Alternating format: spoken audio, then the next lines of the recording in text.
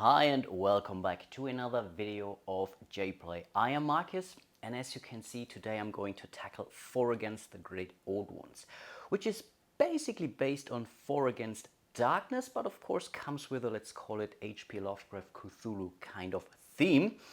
So we are not drawing any dungeons in this one here. No, we are traveling around a map with all the typical H.P. Lovecraft kind of locations. So we have, I don't know, the Backwoods, Dunwich, Arkham, Innsmouth, Kingsport, all those cool locations that you may know from other H.P. Lovecraft themed games. And yes, obviously you're looking at one of those components from another game. I'm not telling you which one it is, pretty sure some of you may know that. Overall, I decided to pimp the game somewhat. I mean, this map is really gruesome. I will still use it as I wasn't able to, let's call it, fix it for my playthrough here. But apart from that, I'm most likely not going to use the pen too much. I may use it basically behind the scenes to write down stuff, but I really decided to go with proper tokens for life points. I even using my own little cards, cheat sheet cards, and I kept them basically close to the base material of this game here. So this is pretty much a character card from one of our 4 investigators, in this case Sarah the Medium.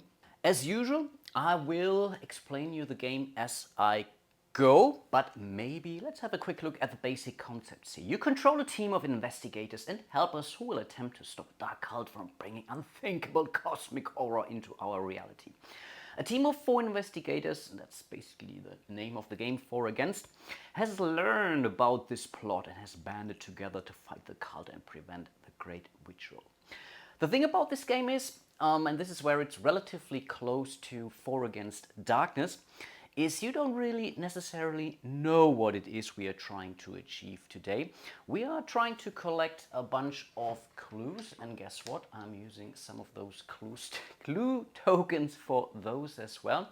And again, if we have collected 3, we by then know who we have to fight. There is also a good amount of randomization for this one here. Then we are pretty much automatically, I believe, teleported to that final encounter.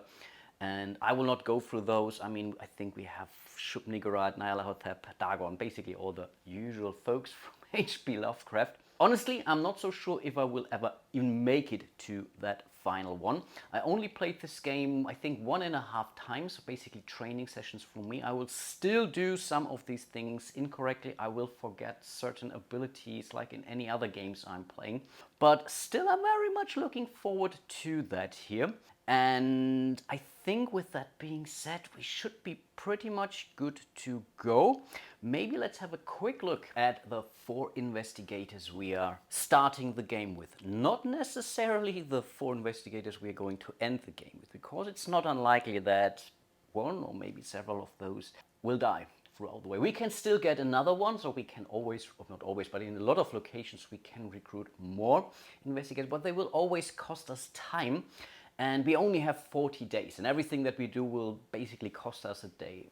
In case of recruiting another investigator, that's typically 2 days. If we do that 20 times, we have automatically lost the game. We still need time to travel around, so time is really of the essence here. But yeah, I already showed you Sarah the Medium, so we have some life points here, basically 3 plus the level, so she starts with 4 life points and 5 sanity. Yes, it's an H.P. Lovecraft kind of game, so we will see sanity. She prefers regular weapons. I believe she is starting with a knife. I will put those little item or weapon cards next to those investigators in a minute. We all have some special abilities. So she, for example, she gets her level as a bonus for attack rolls against undead. She can directly damage those incorporeal enemies for 1 wound per hit, and so on. But I think I will come to those special abilities when it's time that we need those. We have Mary the Spy. She's basically using all her weapons. She gets her level to attack rolls against humans, for example. She has 2 once per game, no, once per level and once per game ability here, where she can automatically defeat all cultist minions, for example, in an encounter. Here she can really recruit an investigator for 1 day only instead of 2, so that can come in handy. We have Warwick the Occultist. Yes, I gave them those names, so don't hold it against me. So he gets his bonus for occult test, for example. He has a spell, and in this case, maybe I can show that you. I decided to give him the spell Cacophony for him, which allows him to win a combat against vermin, which can be pretty helpful, or we can force minions to flee if they are pretty much, let's call it, outnumbered to some extent. All those spells are one use only, but again, for each level that he gains, he gets an additional spell. And I believe we can even go for the same spell. So if we, let's say we haven't spent the Cacophony, I think we can give him the same spell again. Last but not least, we have Jack, the veteran. And yeah, he also basically prefers all the weapons. He is very strong, so he gets his level for all of his attack rolls. That can be pretty nice. When he's using a flamethrower, he gets a bonus of 3, also pretty huge. But he also comes with somewhat of a penalty. He can never be chosen to test occult or will fail otherwise. So there are instances in the game where you really have to go through, let's say, an occult test for all of your heroes or investigators. And then, yeah, he would automatically fail that roll. But I think with that being said, we should be pretty much ready to go. The only last thing that I wanted to do with you, let's call it together, is to roll for our starting location, which is loosely mentioned here. So on it, we are rolling a d6. With 1, we are starting in New York, and so on. You get the idea. So let's roll that die. Maybe let's use my little Lego dice tower here. And that's my J-Play die, of course. And the J-Play symbol is a 1. So it's not a 6. No, this die has a real 6 on it because, yeah, yeah, I don't know. Thing I'm doing. So we are starting in New York, it seems. So let's place that investigator marker here accordingly. New York does have a port and an airport. Right now, those symbols don't mean anything to us. We can hire, I think, a sea captain or a captain and a pilot, for example. Then when we have those as helpers, we can then use those icons, but right now we don't have those. And basically it's now our turn. Again, we are pretty much on day 0, and as I already mentioned, everything that we are doing will cost us typically a day or maybe sometimes even 2. So for example, you see those lines here. If we are for whatever reason saying we want to travel from New York to San Francisco, with our very first action we are losing 5 days right off the bat. And let me tell you, that's not a good idea.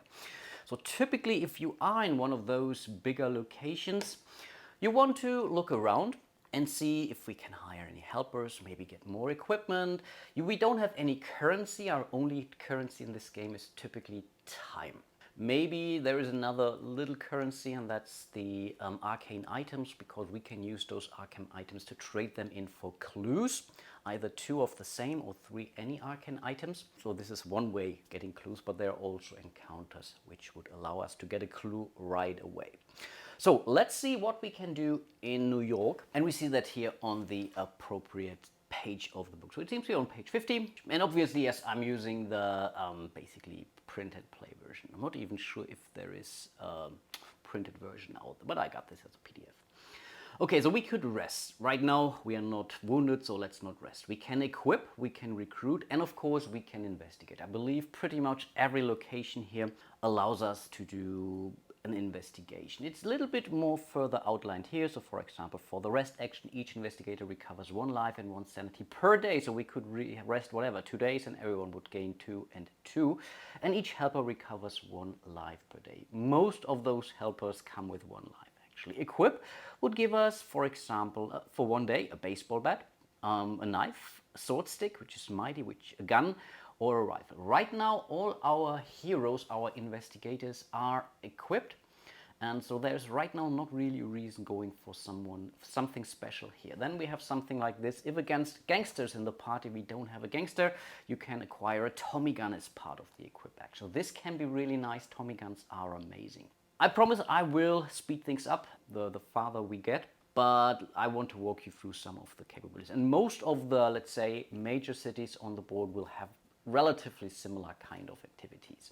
What you can do here for recruit, we could, for example, recruit a gangster. So if I say, hey, yes, I want this gangster because I want a Tommy gun, I could fire anyone else and could basically get a gangster. The other member would be out of a party, but then for 3 days in total, so 2 for the gangster and 1 for the Tommy gun, yeah, we could get it accordingly.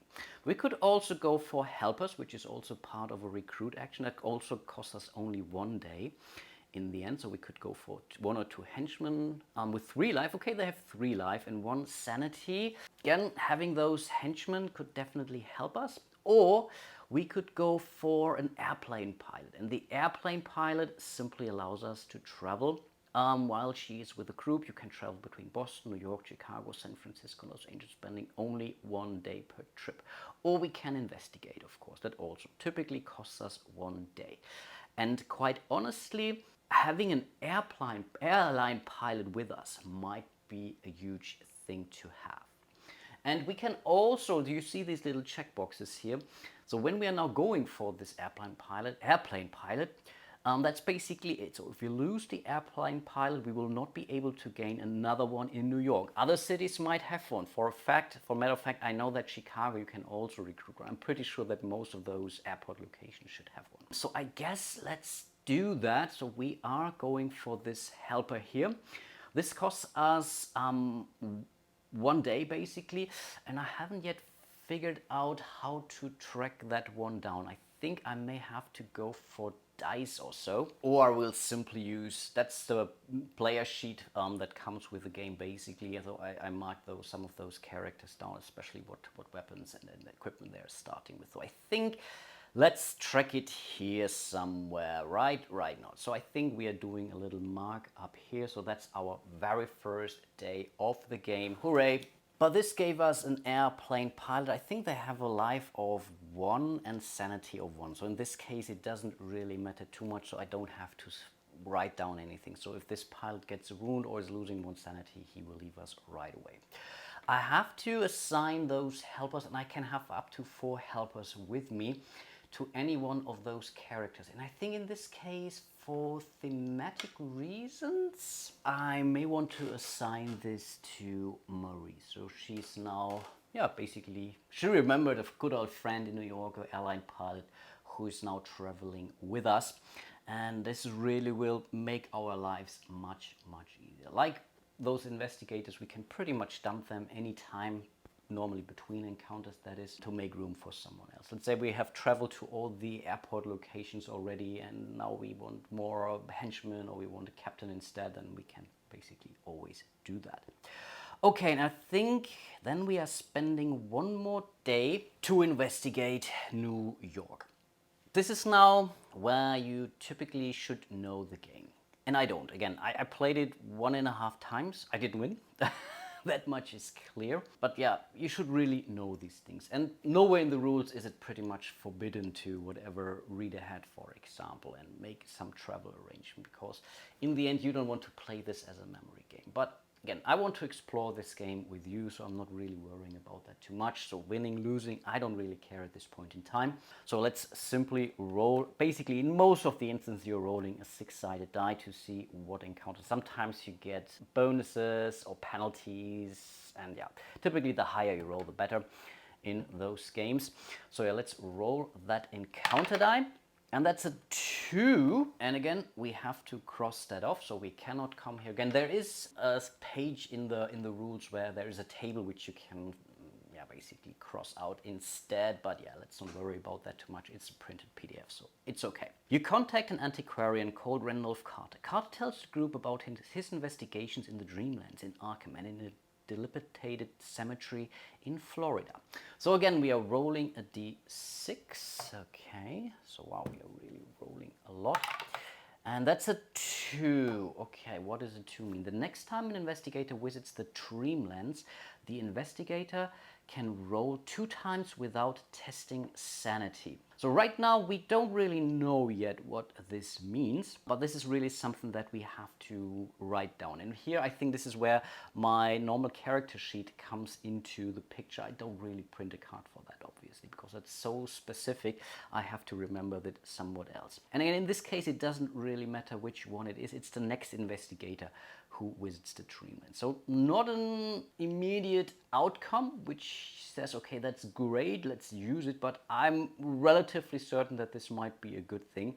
But again, I have to note this down. And then we have to make a decision if we want to stick around. So again, I could now go for equip action, for example, and I can still hire or go for recruit action, but I can also investigate again. And we are simply re-rolling if we would roll another 2. This only has 1 more box here. So yeah, I think there are still some very tasty encounters here. So let's spend another day. So that's already 3 days in the game.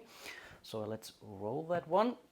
And that's a 5, so let's mark that off. You learn about strange sightings several miles off the coast of New York.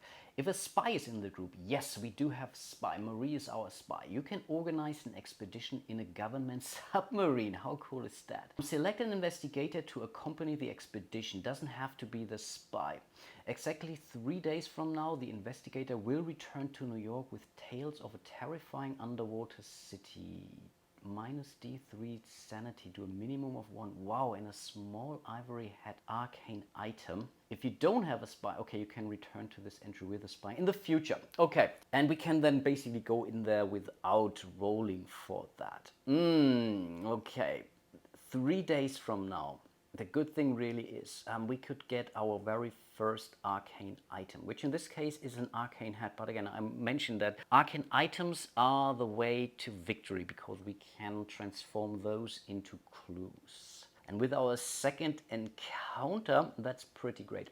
The one thing I really should have mentioned is, if I don't say anything, we have to bring, or we are bringing all the helpers into those encounters. If for whatever reason I'm saying I want to leave them behind because I want to protect them, then I should mention this. And here's a small disclaimer. I will never use the pilot, or will never take the pilot with me onto those encounters, because the pilot is very, very precious to me, and I don't want to have, I think it was a she, I don't want to have her killed. So from now on, we will not see the pilot on our encounters, unless again I remember and say for whatever reason I want to take her with me. Question now still is, do I want to send someone out now?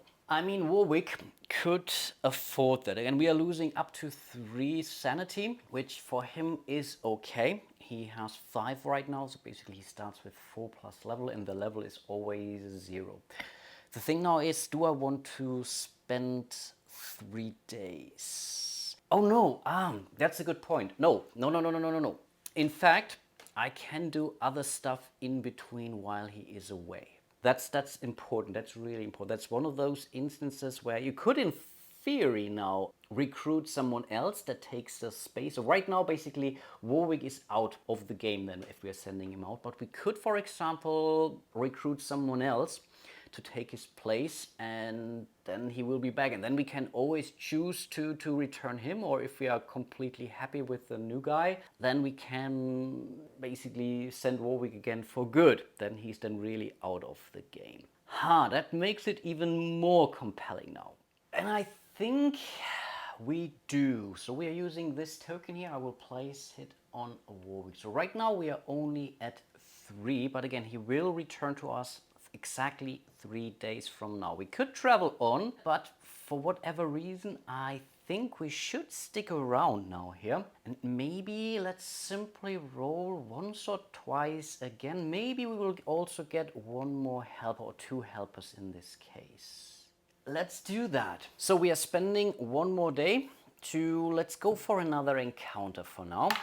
Let's roll. That's a 5. We have to re-roll that here in this case. And that's a 1. I think 1 could be now pretty brutal, actually. And again, keep in mind, I told you I'm not bringing the pilots to those encounters. New York can be a dangerous place. Roll a die. 1 to 2, fight D6 common criminals. Level 4 human minions. Human minions are okay because Marie, our spy, has basically some advantage over those. So that's not bad. Yeah, let's simply roll the die. Let's not read those all. Let's simply roll that one. And that's a 2. Of course. But this means we are not meeting those fellas here ever again, at least not in this playthrough here. Now we have to fight D6 common minions. Let's see about that. That's only a 2. I think this should be rather beatable. And here we're using these meeples here, those life points.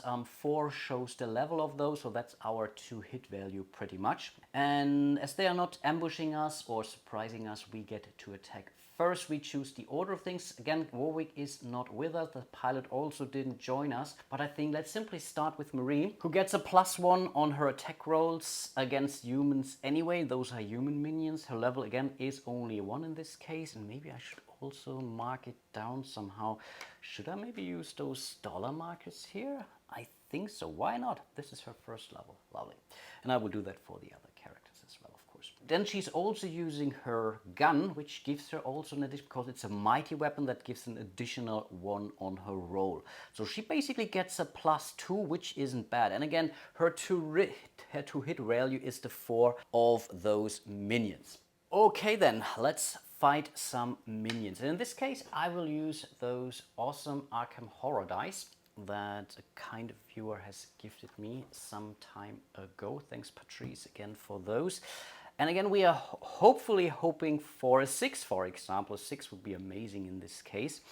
But I will also take a 4 and higher. We get a +2 anyway. And, oh, are you kidding me?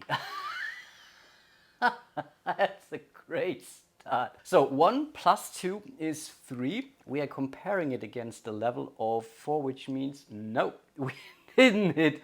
Wow, she completely whiffed her very first roll of the game. Let's continue with Jack, our veteran. He gets a plus level, in this case 1, for all his attack rolls, so no matter who he is fighting. And it's also using his rifle, I believe, for a +1 in this case. So he also gets a +2, so it can't be much worse actually. And that's a 2. Wow, just barely. 2 + 2 is 4, which is enough to take one of those suckers out. And I will use those now also as experience points, because for every 10 minions we have defeated, we can level up a character. And we have to do that pretty much right after we have finished our encounter. So 1/10 on our way, but that was already his battle roll. And then last but not least, we have Sarah, the medium, who attacks with her regular knife, which doesn't give her any benefit whatsoever. Yeah, she would gain a +1 in this case against undead. These folks are very much alive. So yeah, we have to live with a die roll here without any modifiers, and that's also only a 2. Wow, my usual dice luck is back. So this one minion is still around, and he will now hit us. And for one, we really get to choose. Typically you have to divide them as evenly as possible amongst these investigators. In this case, I think he will simply attack Jack, the veteran, because he has 7 health points right now. And it's pretty much the same thing. We want to reach this one here. We don't have any modifiers on this, so we need a 4. Again, it's the 2. I need to change that die, which in this case means he has taken his very first wound of the game. Wow, great start, Marcus. In theory, could try to flee, but let's not worry about that. Let's move into another round of combat. We will stick to Jack again. He will roll his die, and that's the 4 + 2, that's 6. More than enough to take him out. Amazing job. But yeah, that wasn't really great actually. I mean, I think we had to hit him 4 times, those 2 folks, in order to do something with that. But yeah, that's life. But at least there wasn't anything else. We basically gained 2 experience points from that fight. We lost a day. Again, we could go on, but I think with that experience we should really consider going for some of those helpers. We could go for 2 henchmen. They have 3 lives, so they're really a good help actually. And for 1 or 2 we only need 1 day each, so we could even go for 2 henchmen with 1 day.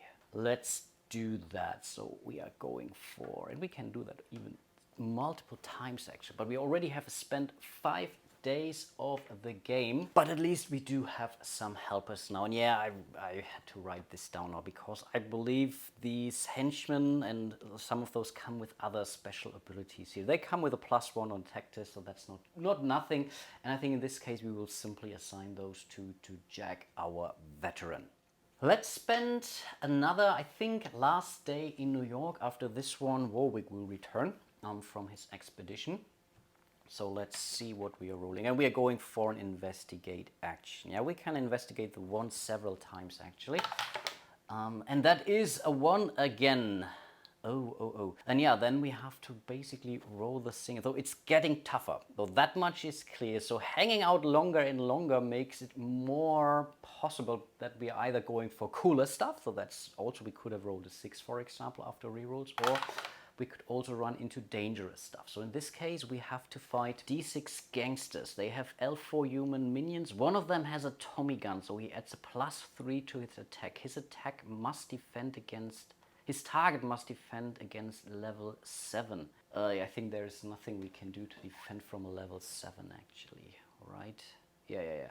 He can use the Tommy gun up to 3 times, then he attacks as normal. He's the last gangster to be defeated, so we cannot start with him. If bursts still remain in the Tommy gun when he is defeated, investigator who can use special weapons can pick it up. It contains however many bursts were left after the combat. So that's not bad, but let's see how many gangsters we have to deal. Of course, in this case we are rolling a 6. You must be kidding me. So here are our 6 gangsters. This is the one with the Tommy gun. I do have a card with a Tommy gun, but right now let's not use it. The helpers are with me here, of course. I mean, this is why I got the henchmen. The only thing, again, the pilot will stay behind, but the henchmen are with us in this case. And again, he has to be defeated last. So I cannot say I want to hit this guy first, of course. That would feel like cheating. Let's start with Marie again. She will use her gun. So again, we have a +2 in this case. These are human gangsters, right? Human minions, yes. Okay, that's a 3. 3 + 2 is 5, so that's enough to take out one of those. Any excess is lost. If this die would explode, though, if I would roll a 6, for example, natural 6, that is, we could keep rolling, and then there is a good chance that you will take out more than just one go, actually. Then we are rolling for Jack. He also has a +2. That's a 5. Okay, that's 7. Just not enough to take him out, but still, not take out 2, but still, I take it. Then let's go with, I don't know, does it matter? Let's go with the first henchman. They get a +1 on their roll. That's a 4. Also have taken out one, the second henchman. Nice. Okay, now we are talking. Cool stuff. And then we have still Sarah with us. And that means that unless she's now really rolling exceptionally well, we will take a hit here. And that's a 6. Oh, wow, that's an exploding die. So 1 is dead. We are rolling again, and that's a 2. 6 + 2 is 8, and this is enough to take them out both. Are you kidding me? That was insanely good. Yes, he would have attacked with a +3, but his defense wasn't touched by his Tommy gun, which means we are totally giving the Tommy gun to Jack in this case. Again, we can use it 3 times per game. I will cross it off in this case. I think this really makes it simpler. But wow, that was pretty great. And on top of this, we have gained 6 more experience points. So we are at 8 right now, so 2 more, and yeah, we can level up one of our characters. But that, I believe, was the 3rd day we were doing basically without Warwick. So here's the 3, which means he is going to return. He will lose the 3, right, sanity for that expedition. And that's a 1. I take that. I really didn't cheat here, but we are losing 1 sanity in this case. I think this isn't bad. And he brought back, what was it?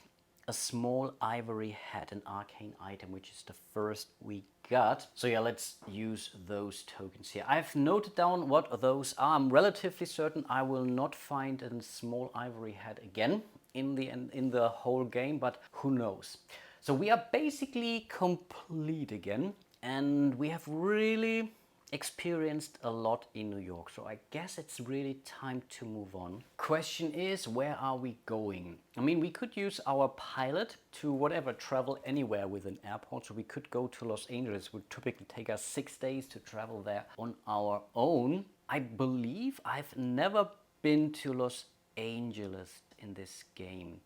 So I'm really curious to go there. So yeah, let's spend another day. That's the 7th day, by the way, to travel over to Los Angeles in this case. And here we have the possible activities for Los Angeles. Rest, equip, recruit, investigate. In addition, you can acquire 2 dynamite sticks from a special effects expert in Hollywood. They all cost a day. Yeah, I think 2 dynamite sticks sound too good to be true, right? But are we spending another? We're already 7 days in the game. We could go for the cameraman. Does not attack in any combat, but can be attack and defense as normal. The cameraman per se doesn't do anything on its own, but I believe there are other effects which could help you to have a cameraman. This now would help to know what there is. What do we have here? Let's investigate. If a private detective, no we don't, we can re-roll. You need to leave resolve and come back to use this ability again. Okay, understood, but we don't have a private detective anyway.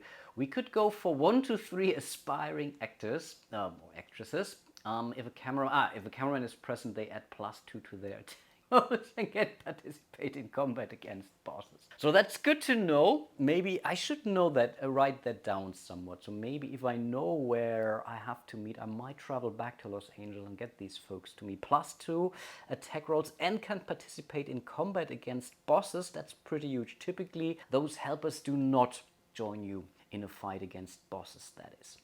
Do I want to go for dynamite? Dynamite can be pretty, but dynamite is also a little bit dangerous. They can hurt you too. So in this case, let's simply roll for, let's investigate. Yeah. Let's investigate. And again, I'm not bringing the pilot with me. I'm only taking my henchman with me in this case. So let's roll. And in this case, that's a 3. And there's a lot to read here. Okay, let's mark that out. You hear of a cursed film and manage to find a copy and arrange a private screening. Where did I hear this before? As the movie plays, the investigator sees a pandemoniac vista of verminous things flying over hellish city of stone terraces and impious pyramids. A sense of uncanniness pervades the room as reality itself seems to warp at the edges. Roll a die. Okay, so we have to live with that. Okay, that's now a good question. Can we? Let's see. Let's simply roll the die and see what comes out. Okay, we are rolling a 5. Basically 4 to 6. An investigator loses consciousness and can enter the dreamlands. And do you remember this? I think it was one of the very first encounters which told us the next time we are visiting dreamlands, the investigator can roll 2 times without testing sanity. So I guess, and can enter dreamlands. And I think we have to choose who goes, actually. And it's either Sarah the Medium or Warwick the Occultist. Warwick already did prove his worth to the party. Let's go with Sarah, but she also did exceptionally well doing that fight against those gangsters. So let's not forget about her merits too. But I think let's still send her out into the Dreamlands. And of course, also for the Dreamlands, we do have a table. If the dreaming investigator discards a silver key before entering the Dreamlands, no, we don't have a silver key. We add +1 to the roll. Okay, we are not doing this. Before each roll on this table, including the first, the investigator tests sanity 5. 5 is not nothing, actually. If the investigator becomes insane, yeah, remove it from game. So we can only leave this place, either we are finding an exit or we are going insane. So that's definitely kind of a risk, but she has, I think, 5 sanity, so she has some rolls, and we can basically ignore the first 2 times we are rolling this sanity test. So I guess, yeah, why not? I mean, let's hope for the best. And I'm really so very much enjoying this already, friends. I don't know why it is, but it's really a ton of fun. Okay, let's see. We are rolling on the Dreamlands table. And that's a 5. I think a 5, that can't be bad, right? We don't need to do that test. So I think let's use whatever kind of sanity tokens here to remind ourselves that we can do that basically 2 times. So once we have used this special Dreamland occasion here, and it says traveling east, you reach the magnificent city of Celephius and visit the Rose Crystal Palace of 70 Delights. The galleons of Celephius may help you on your journey. You can exit the Dreamlands now, or roll again with a +2. And the thing is, I guess we want to hit the 7 here, basically rolling a 5 or a 6, because this would give us a clue. And I think we are rolling again with a +2. Again, we don't have to do our sanity test in this case. That's the second roll. And we are rolling again. And again, a 5 or a 6 will give us our first clue of the game. That would be huge. And that's not quite. It's not quite a 5 or a 6, it's a 2. Traveling west, you happen upon the ruins of the once great city of Samnath. Your heart sinks before the pitiful remains of the chiseled walls and shining domes. Roll again with a -1. So again, now we do have to roll with a -1. So that's our first roll. So now, before we continue to roll, we have to do our sanity check. And that's a 5, right? And I think she doesn't have anything anything. No, she doesn't get any. Wow, 5? Really a 5? Yeah, okay, she needs a 5 or a 6. And that's a 6. I take that nicely. And so she's not losing a sanity, but we are rolling with a -1 here. And that's again the 2. That's now really the endless roll of crap that will happen here. So again, that means we have to roll again our sanity test here. And that's a 3, which means we are losing 1 sanity. So that's how it goes. Then we will continue to roll. And we have to roll. There is no way. So if we're rolling a 6, now again, it's still a -1. We could... that's again the 2. Aha, are you kidding me? Okay. -1 it is, and sanity check, that's a 5, so we are good. Again, that's now really a dice fest, so this might be a little bit boring. Okay, that's the 6, -1, that's the 5 again. Oh no, it's not the 5 again. Did I read the wrong entry before? Did I already cheat? I think I may have cheated. Okay, I think it didn't matter too much, but I think I read the wrong entry. But okay, it's okay. Traveling west, you reach the enchanted woods, whose low prodigious oaks shine dim with the phosphorescence of strange fungi. Roll again with a +1. Okay, now again we have to roll the sanity check. She's losing 1 more sanity. She's down to 3 sanity already. And now we're getting the +1. And that's a 6. Should we do 1 more round? Or should we leave? Let's roll again with a +2. So first of all, we are going for our sanity check. 4. 4 is not good enough. So wow, she's down to 2 sanity. That must be really horrendous. But we are getting a +2 on that die now. Sorry. And yes. Yes! Yes! You are such a star! You find passage on a painted galley that brings you to the marble cloud city of Serenian in the ethereal space where the sea meets the sky. Oh, that's poetic. You find a clue. That's so cool. We have found our first clue. We need 3 of those. Exit the dreamlands and return to the party's current location. Wow, that's so amazing. But because we have found a clue, we get to roll again on the, I think it's the clue table or so we can start to figure out who it is we might be encountering towards the end of the game. So let's roll that 6-sided die. In this case, again, it doesn't really mean anything. Okay, it's a high roll, so we have to write down the 6 basically, which means that the minimum roll we will see, because we are rolling for each clue, so we could roll 2 times the 1, which would bring us to Nyarlathotep, for example. But that's basically the minimum that we can. So we can pretty much ignore Dagot. I think we can also pretty much ignore Shub-Niggurath. Oh no, Dagon comes back actually here again. Oh, and Shub-Niggurath's also here again, so sorry for that. And I have no clue how difficult each one of those is. I can only imagine that, I don't know, Cthulhu is by far the worst one. So I think rolling the 6 in this instance might be terrible. I don't know. But at least we have some ideas now. Now we are basically back in Los Angeles, and so far I think we are in an okay shape. We have a clue and we have an arcane item already, which is basically 1/3 of winning the game actually. So should we remain here? I'm pretty sure there are still things to... Let's do 1 more investigation action here in Los Angeles before we are moving on, right? Yeah, why not? I still feel that this is worth it. So let's roll. I think this 3 is gone. Yeah, this is gone. Okay, that's a 4, which I think means we have to go to the other side. But let's mark it down. You visit the cyclopean mansion of a wealthy collector of weapons and strange things. There appears to be a dead body floating in the pool, but he assures you that this is just a cinematic prop. Okay, we're in Los Angeles after all. You can trade any 2 weapons or an arcane item. We have an arcane item with any one of the advantages below. You can gain multiple advantages as long as you can pay for them.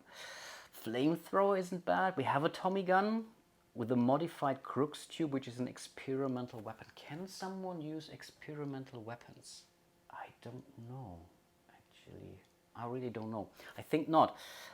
Carboy of Acid, which is also with a Scroll of Cleansing, which is a single use, can only be used by the Occultist. There we have the Occultist Warwick. It eliminates the effects of a curse or of the Black Fever. Or we could go for a helper, the Cat of Ulthar, a strange-looking, otherworldly cat who follows the investigators. 1 life. basically never tests sanity.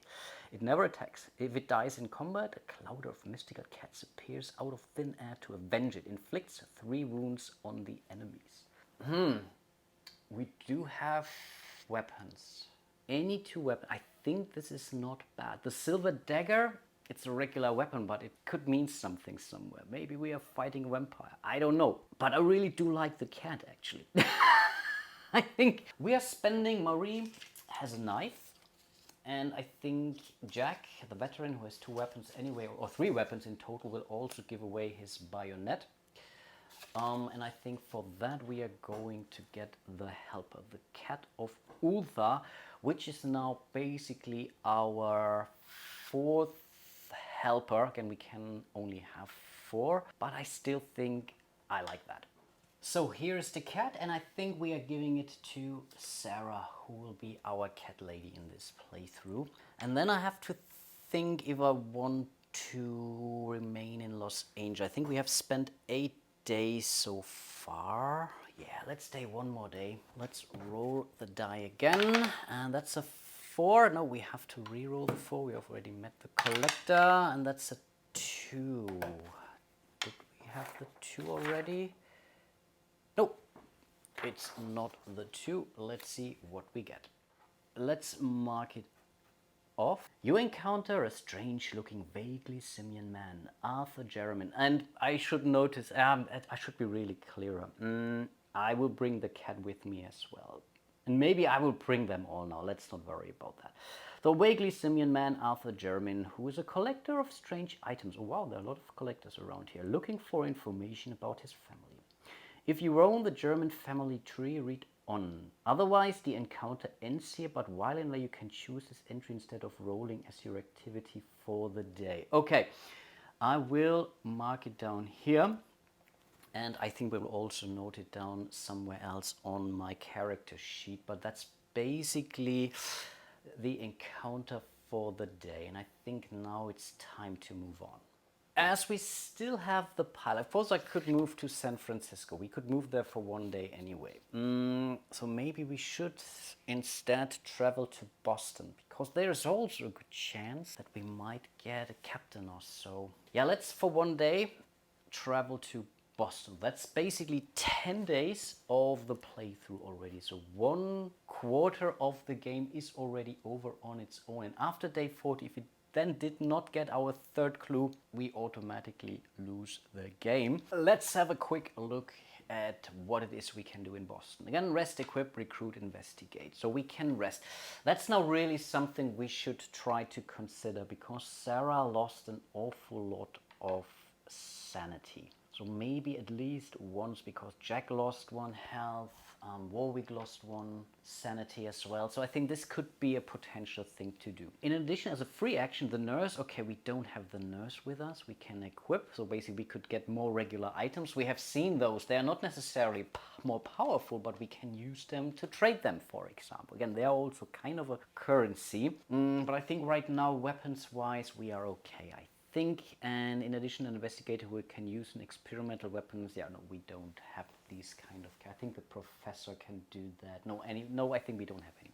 We could go for grad students to sanity. They gave us +1 law tests, but they are not cumulative for multiple grad students. But we have 4, and I think right now I feel okay. Well, we have the sea captain now.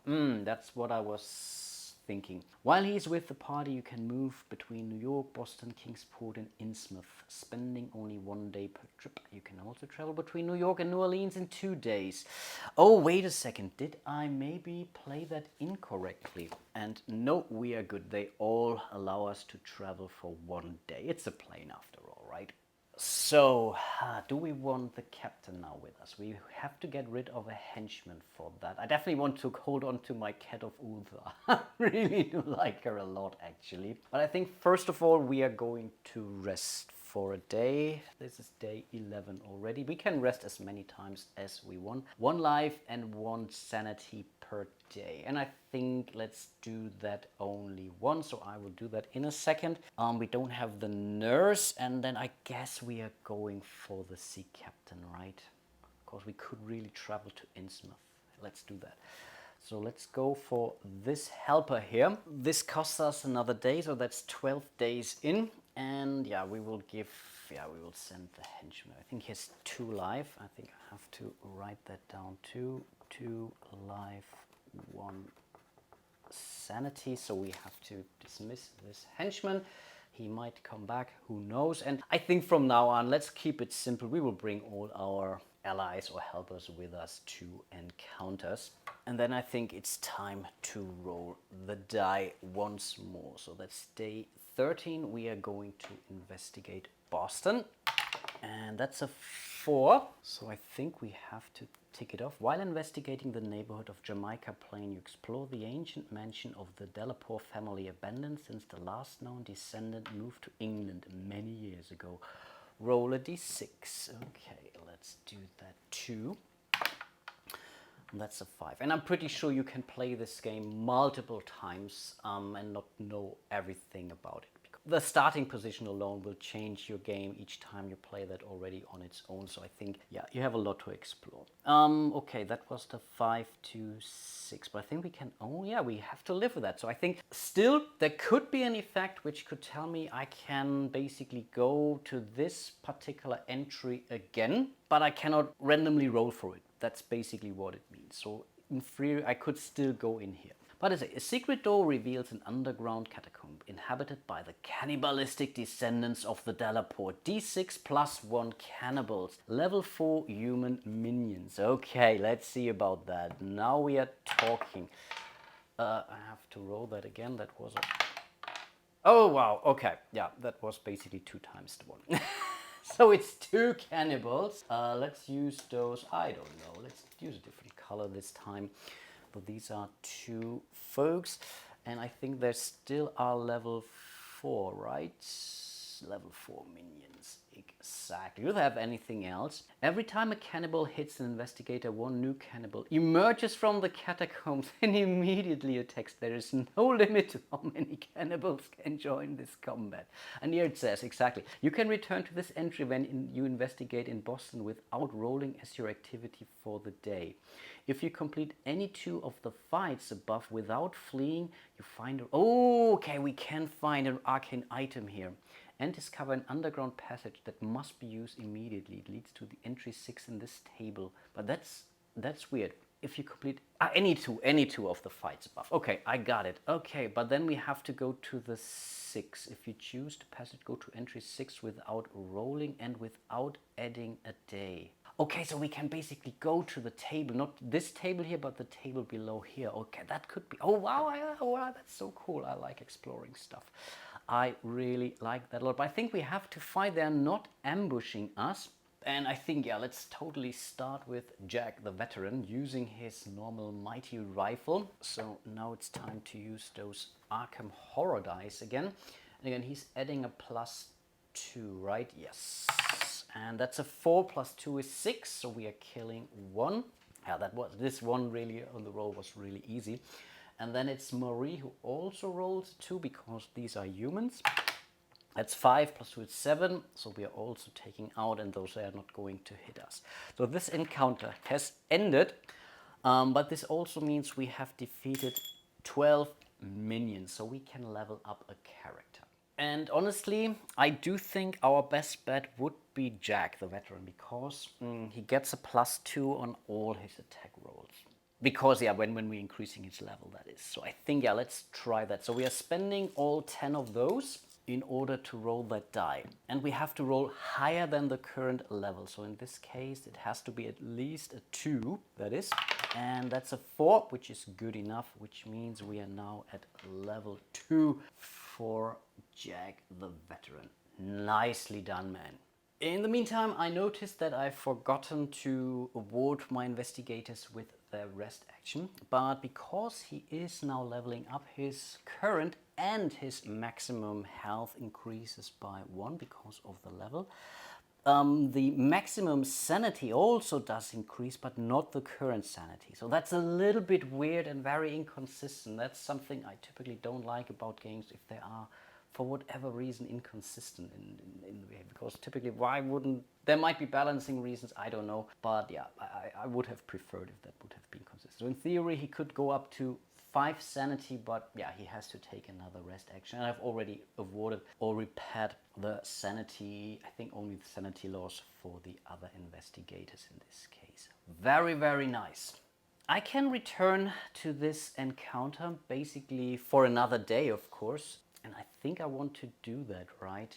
I didn't really read ahead what the entry 6 is. Maybe I should have done that. But I think we definitely do want to move on. So that's day 14.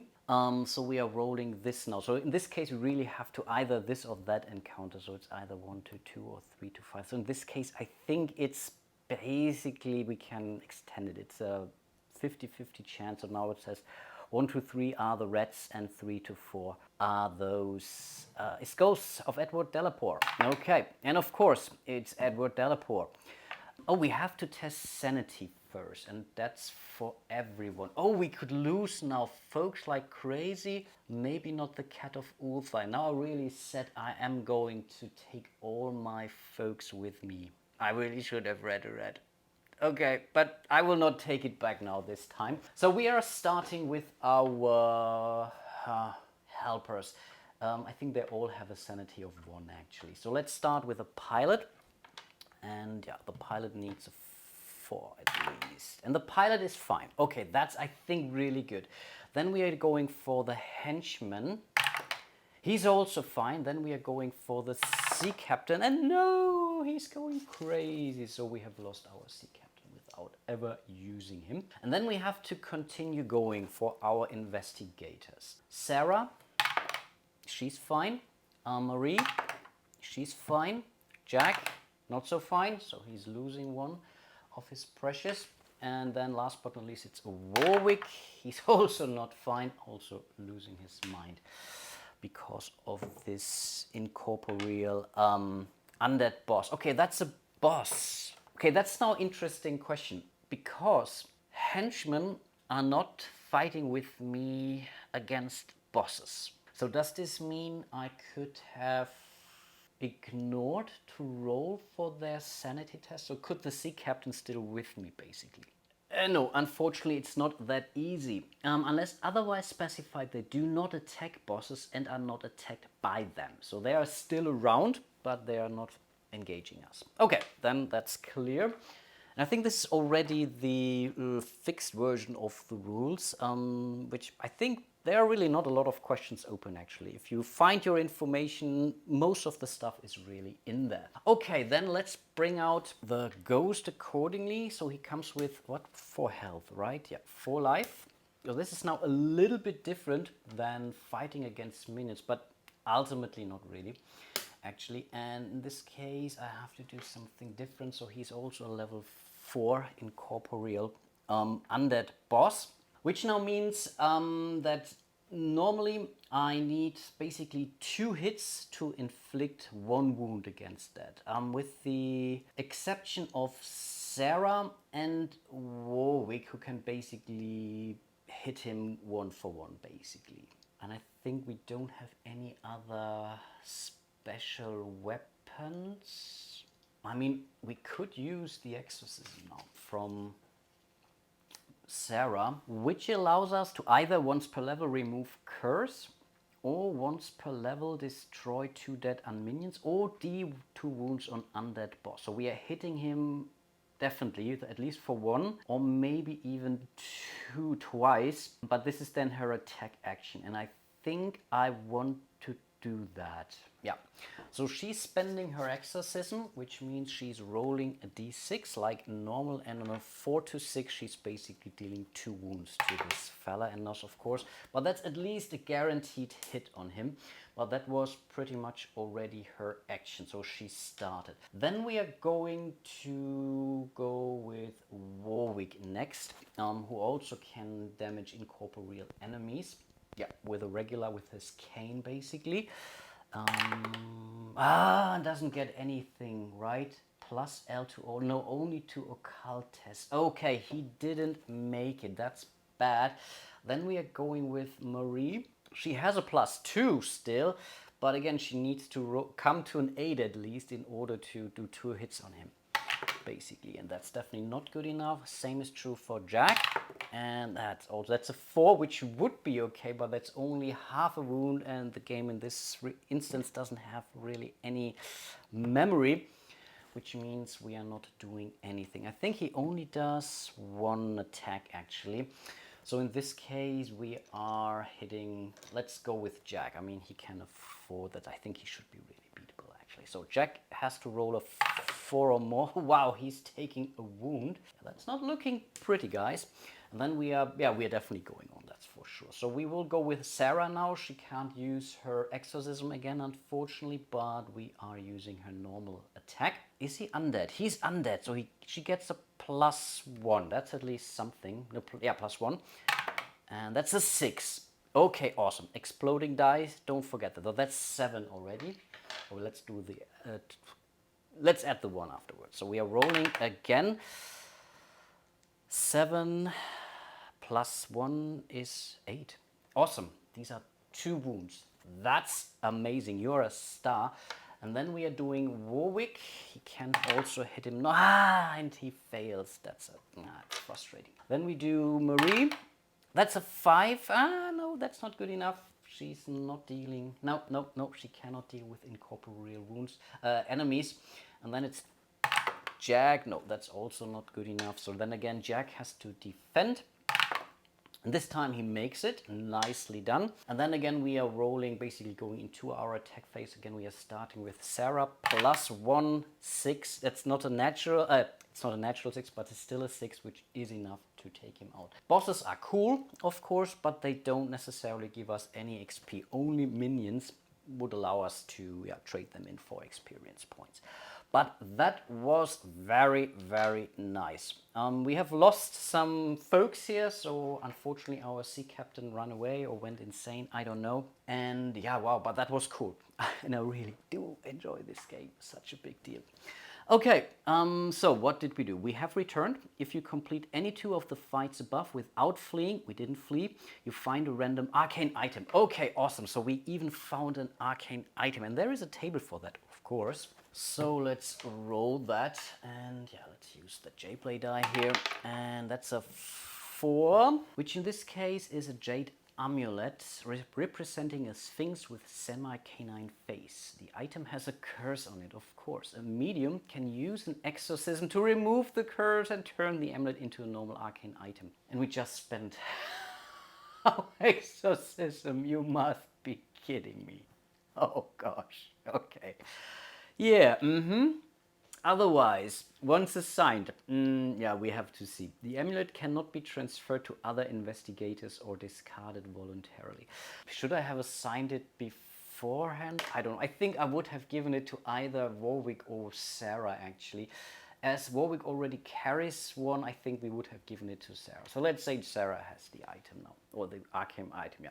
An unstoppable horror resembling a gigantic hound starts pursuing the owning investigator. If the investigator stays for more than 4 days in the same location, eliminate the investigator with all of its equipment, including the amulet, at the beginning of the 5th day.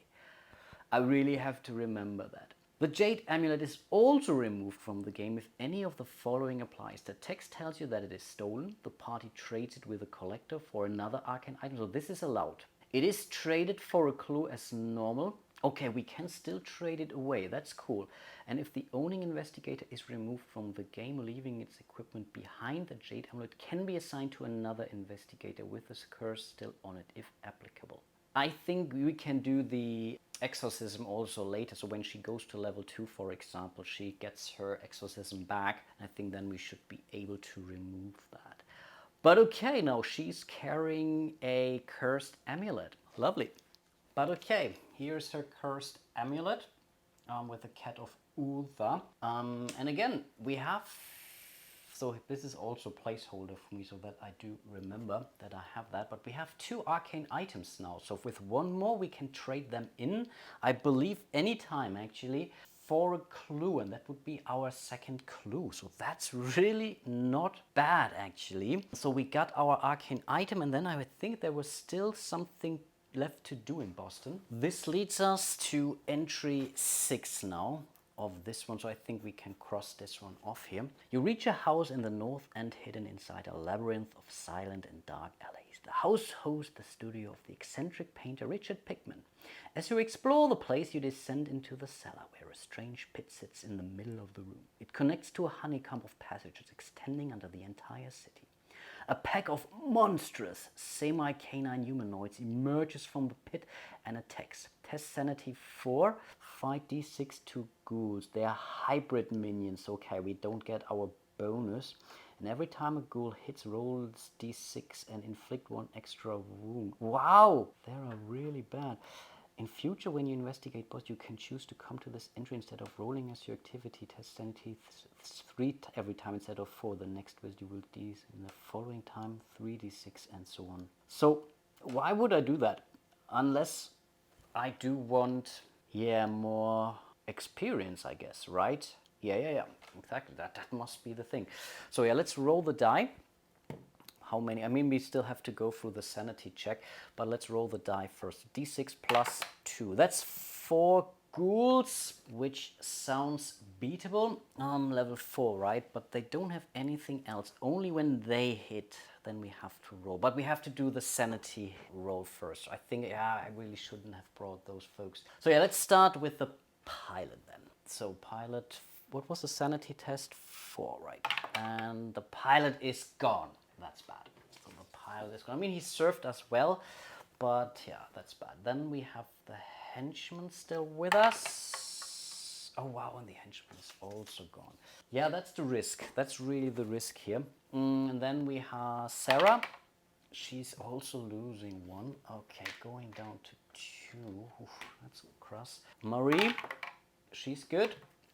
Jack, also loses 1, also down to 2.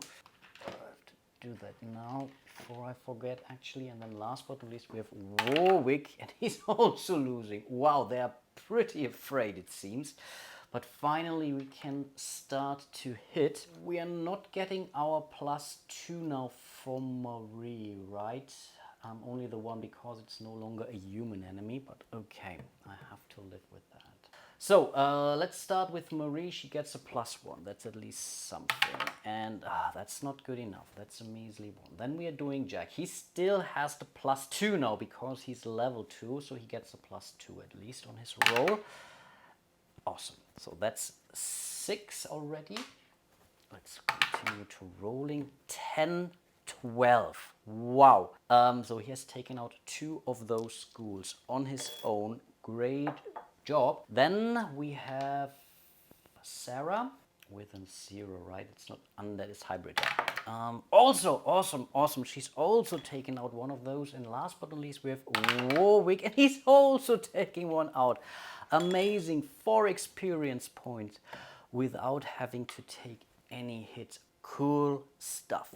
Of course, I am pretty much helpless, and unfortunately we have lost the sea captain. That's really a problem. I want to travel with the sea captain, but I don't get another one here. So that ship has sailed. Sorry for the pun here. But before I move on, I think I have to continue travel the old-fashioned way then. I guess I want to go for some more helpers. Without any helpers, I think that's not a great spot to be in. Yes, I have the Cat of Ultha, which I noticed during editing actually that I could have used her in the Dreamlands actually. That's one more reason to hold on to it. But yeah, I think let's go for, in this case doesn't really matter too much. Let's go for 2 more grad students in this case. And right now I think I want to hand those over or assign those 2 grad students to Marie, our spy in this case. And I think I really regretted that I have taken the captain and the pilot with me on those adventures. But for those, I will basically keep adding them to my encounters. Again, unless I'm stating for whatever reason I'm leaving them behind, but I think I will take them with me. But I will also say I'm not going to take the Cat of Ultha with me right now, unless again, if there is a chance. No, I will also take the cat with me. If I go to the Dreamlands, then the cat will be helpful too. No, we will take them all with us. But again, recruiting those 2 graduate students cost us a day. So we are now 15 days in. I will I think I will have to rest as well.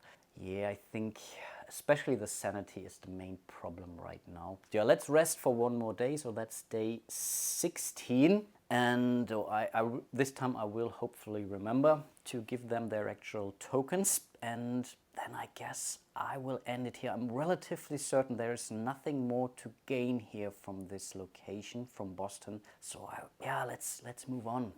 The question is, where do we want to move? Do we think we have a chance to meet another captain in Kingsport, or should we go to Salem? But there is also Arkham. So let's try our luck. So we will spend one normal day. Again, this is only, yeah, you see that here, it only costs us 1 day to travel to Kingsport. And this is what we have. Again, we can rest, equip, recruit, investigate. And funnily enough, we could also gain the Cat of Ultha here. A strange-looking otherworldly cat. I feel cheated to some extent. We could go for the reformed burglars here. Angelo Ricci, Joe Chanek, and Manuel Silva. 2 life, 1 sanity. Question is, do we want more fighting power? We could go for the Kingsport citizens. They have +1 to their attack and defense rolls during festivals. And I can only imagine that festivals can happen here. I mean, yeah, we all know Kingsport Festival. There's even a board game, which I do like, actually. Pretty much a clone of Kingsburg. I think let's go for 1 Kingsport citizen in this case. Why not? So this cost us 1 more day. I think we're already at day 19, I believe. Yeah, that's 19 days, I believe, in. Hopefully I haven't messed things up, but I would rather cheat myself than the game in this case, and I'm relatively certain I'm not losing by 1 day in this game. But we are pretty much halfway through the game now already, and then I think after that we have to investigate. But first of all, let's assign Kingsport citizen to Warwick. Yeah, that's a very silly picture, I imagine, but somehow I felt like it. So yeah, let's roll the die then and see what's happening, right? That's a 5, so let's mark that one off. Your investigations lead you to the aged and neglected house of an individual known only as the Terrible Old Man. He's extremely hostile, and his yellow eyes tell you that he's not what he seems. Test sanity. Good thing is the Cat of Ultha, we don't need to roll for that, and the graduate students have 2 sanity, so there's at least a chance we might keep 1 or 2 of those. But of course we could lose, the Kingsport citizen right away. Okay, let's see about that. So we will start with a Kingsport citizen, and bam, gone. The Kingsport only had 1 sanity, right? Yeah. So it's already gone. How amazing is that? Then the first graduate student. Oh, that's also 1. I should really continue. Oh no, they have 1. They are down to 1. So I will mark that here. The second one, they're good. That's at least something. And then we have to keep going. Again, we are starting with Sarah. Sarah will lose 1. Are you kidding me? Then it's Marie. Marie's good. Jack. Jack is good. Nice. And then it's Warwick. Warwick again. He's really easily freaked out, it seems. But okay, this was the sanity test. Oh, Werewolf. Animal boss. Life 5 this time. Wow. 2 attacks per round, and attackers not using a silver weapon. I told you.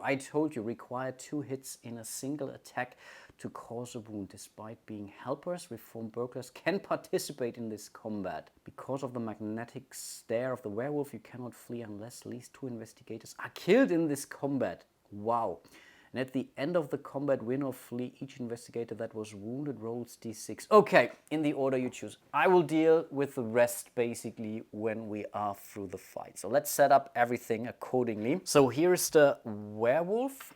And these are his 2 attacks, so that I don't forget these count of his second. And he has 5 life points, right? Did I see that correctly? Yes, it is.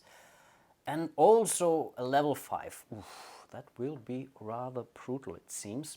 And we also need to deal 2 hits. Why did I go there? That was a very stupid idea. But okay, let's see how far we get. We will start with Marie, who has a +1, so that's at least something. But again, we need to inflict 2 hits. So basically, we need to come to a 10 just to deal 1 wound, and he has 5. Okay, that was rather stupid. We may want, okay, that's the one piece. We could now really decide if we want to use our gun. But let's see about that. That's a 2, definitely not good enough. Then we are continuing with Jack, the veteran. And should we now use this or not? Question is, does this help us in any way? Because we need natural 6s anyway. No, I think it doesn't help us. We will go with our standard attack. It's a +3, so that's at least something. Already it's a 2 for the level and +1 for the mighty gun he's using. Yeah, but everything else then a 6 doesn't really help us actually. And that's a 4 plus that's 7, which would be a hit. But again, because we are not using any silver weapons, we cannot win this one, or cannot inflict enough wounds with that. Okay, that was him. Then we are going with, I don't know, doesn't really matter too much. Let's deal with Sarah next. That's a 4. Good rolls, don't get me wrong, but not great.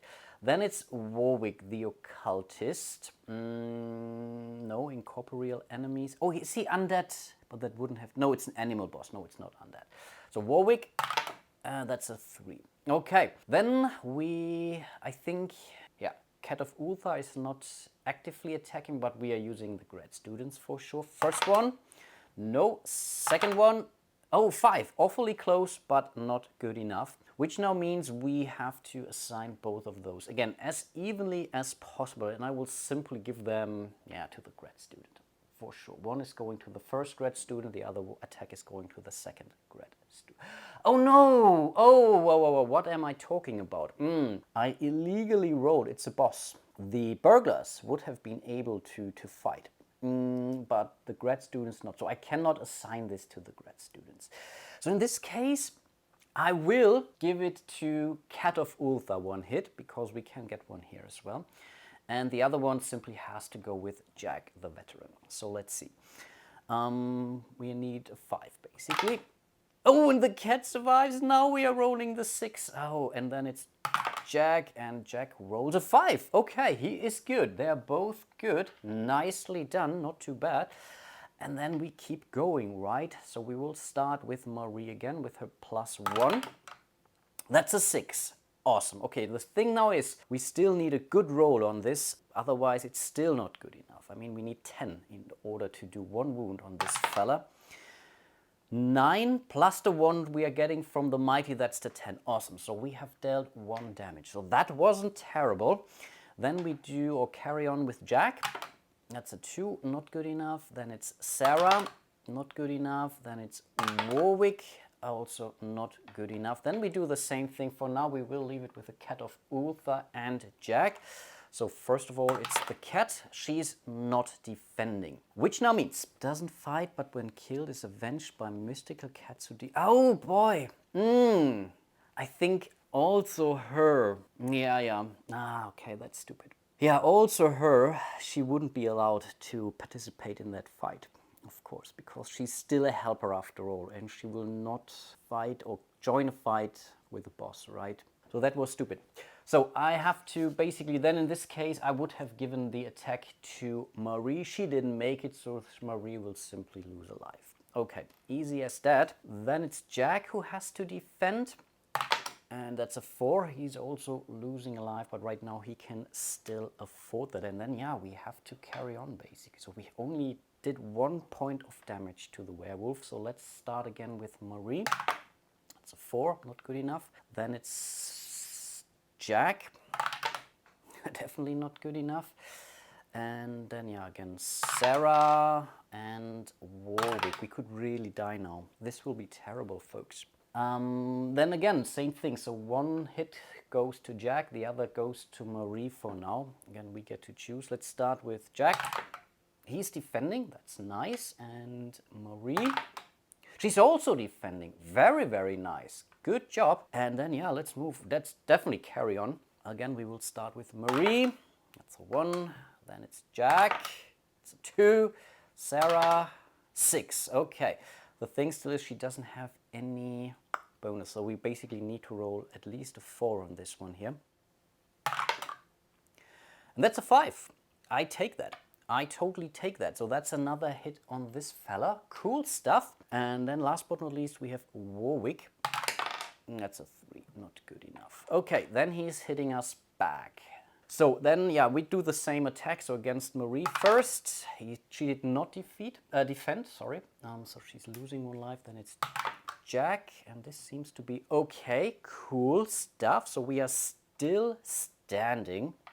And again, sorry, this might be a little bit boring of a dice fest now to watch, but let's keep going, right? So it's Marie. Nope. Jack. Nope. Sarah. Okay, that's a 6. That's a 6. Again, we need a 4. We need a 4, and that's a 4. Are you kidding me? Awesome. Okay, now we are talking. That's so cool. And then we still have Warwick. And no, that's only a 2. Okay, but not too bad, not too bad. So we will do the same thing. Marie is defending first, and she did it. Awesome. Then it's Jack, and yeah, he has to lose a life, so he still has 6 left, but that's okay. And then yeah, we definitely keep going, right? So again, we start with Marie. Oops, I don't count those. No matter what falls out of this, I don't count this. But still, that's a 4. It came back. Then it's Jack. Also 4, which is a 7 for him, but not good enough. Then Sarah, we only need 6s basically. Warwick, oh 5, awfully close, but not good enough. Then we have to defend again. We will start with Sarah. She defended, awesome. Jack didn't defend. Okay, he's down to 5, but I think that's still okay. And I think we have to remember actually who was hit. So let's, put those 2 markers on it, because I could imagine that they are transforming into a werewolf or so. Not unlikely, at least. And then, yeah, we are going into the next round of combat, right? 2 more life points. That should be possible. So it's the spy, Marie. It's Marie, right? Yeah. Nope, that's not good enough. Jack. Jack needs a 6. Then it's Sarah. So far, only our unfighty persons actually. Then it's Warwick, did hit, and no, not good enough. Then Sarah has to defend. No, she didn't make it. Okay, we need a 5, so she's down to 2 health now. So, but I still can reassign stuff. I get to choose typically. Then it's Jack. No, that's a 3, not good enough. So he's also losing a life. Oof. Let's carry on. We start again with Marie. 5. 5 is a 6, but again, we need natural 6s. Not good enough. Then it's Jack. Sarah. No. Warwick. Come on. And then they have to defend, right? It's Sarah again. No. Marie. Yep, she did it. Awesome. Then it's Jack. And Jack also did. Now that he's rolling a 6. Are you kidding me? Again, we keep going. Marie starts again. No. Then it's... Nope, this doesn't count. Jack. Nope, not good enough. Sarah. Nope, and Warwick. So close, so close. Okay, they defend again. Marie. No, she's down to 1, so I have to change pace now. And then it's Jack. Jack also didn't make it. Oh boy. And we can only flee if we are basically lost 2 of our heroes, right? Okay, but it is what it is. Then we attack again. We are starting with Marie. No, that's not good enough. Jack. We need the 6 for these guys. Sarah. And Warwick. Again, he's rolling that 5 awfully often, but doesn't really help us, right? So in this case, we have to reassign the attack, and we give it to, I think, to Sarah for now. Yeah, why not? So Sarah will have to defend. We will start with Sarah, by the way. That's a 5, so she's good. Then it's Jack, and Jack is also good. Okay, guys, at least defense-wise, you are not doing too bad. And then, yeah, Marie will hit again, right? And that's a 2. Come on, Jack, you can do it. Jack! Oh, gosh, we need the opposite here. Then it's Sarah. No, and Warwick. That's a 3. Okay, I think we are going down. Then again, Sarah has to defend. Oh, she did defend. Now we are rolling these 6s, always on the defense. And Jack, okay, Jack is down to 2 life points, but so far he is still standing. And then, yeah, let's do the same thing again. Marie, Jack, Warwick. Oh, yeah, it doesn't matter. And Sarah doesn't. Oh, okay. Sarah did hit, but again, we need the 4 now. And that's a 1. Oh, that's 7. There is nothing we can do. It's a 7. Oh boy. This is terrible, folks. This is truly terrible. So we will have to keep going. Sarah has to defend with a 4. That's not good enough, but she's still standing. But she also has to take one of those. And then it's Jack, a veteran. Okay, he's down 2. Oh boy. Okay, that was a stupid idea going there. With a silver weapon, or maybe even 2, we would have been in a great shape. But live and learn, right? So I've never met the werewolf, obviously. And then, yeah, we keep going. Marie, nope. Then it's Jack, no. Then Sarah, no.